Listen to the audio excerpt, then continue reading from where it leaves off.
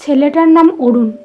ছোটবেলা থেকেই পারফেক্ট শব্দটা শুনে বড় হয়েছে, তাই ওর মধ্যে ছিল এক অদ্ভুত তাড়না, নিখুঁত বা পারফেক্ট হওয়ার তাড়না।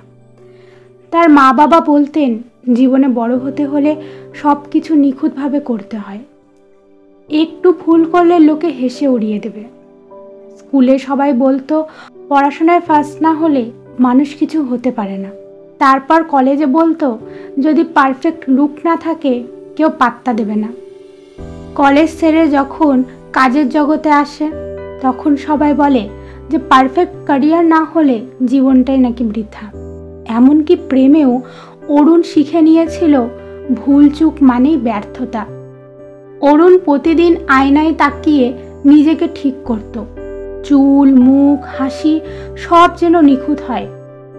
জীবনের প্রতিটি অধ্যায়ে সে চেষ্টা করত যেন কেউ কোনো দোষ ধরতে না পারে। কিন্তু ধীরে ধীরে সে বুঝল যতই নিখুঁত হতে চায় ততই ভেতরটা ফাঁকা লাগে। একটা সময় এই পারফেক্ট জীবনটা ওর নিজের শ্বাস আটকে দিচ্ছিল। সে কারো কাছে নিজের কষ্ট বলতেও পারত না, কারণ নিখুঁত মানুষের দুঃখ থাকার তো কথা নয়। একদিন এক ছোট্ট মেয়ের সঙ্গে দেখা হয় ট্রেনে।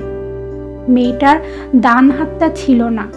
অরুণ একটু ইতস্তত হয়ে জানতে চায়, তুমি তো হয়তো অনেক কিছু করতে পারো না, তোমার মন খারাপ হয় না? মেয়েটা হেসে বলেছিল, আমি যা করতে পারি তা অনেকের পক্ষে অসম্ভব। আমি অসম্পূর্ণ হয়েও পূর্ণ।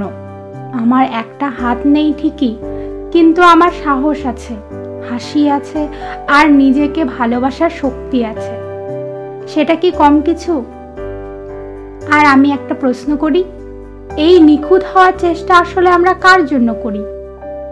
যারা আমাদের দিকে আঙ্গুল তোলে তাদের জীবনটাই বা কতটা নিখুঁত? আসলে আমরা সবাই কিছু না কিছু হারিয়ে ফেলেছি। কেউ সময়, কেউ আত্মবিশ্বাস, কেউ ভালোবাসা। আর এই হারানো অভিজ্ঞতাগুলোই আমাদের করে তোলে মানুষ।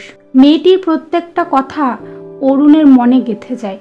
সেই ট্রেনের যাত্রা শেষ হয়, কিন্তু অরুণের জীবনের এক নতুন যাত্রা শুরু হয়। সে বুঝতে পারে পারফেক্ট শব্দটা একটা মিথ। আমরা সবাই আসলে অসম্পূর্ণ, আর এই অসম্পূর্ণতাই আমাদের মানুষ করে তোলে। কারণ দাগ বা ক্ষত না থাকলে তো গল্পই হবে না, আর আঘাত না থাকলে তো চরিত্র গড়ে ওঠে না। অরুণ আর আয়নার সামনে দাঁড়িয়ে নিজের ভুল বা দাগ লুকোনোর চেষ্টা করে না। এই পৃথিবীতে কেউই নিখুঁত নয়। যারা তোমাকে শেখায় নিখুঁত হতে, তারা নিজেরাই নিজেদের ভাঙ্গা অংশগুলো লুকিয়ে রাখে। তোমার জীবনের অসম্পূর্ণতাই তোমার গল্প, আর সেই গল্পই তোমাকে সুন্দর করে তোলে।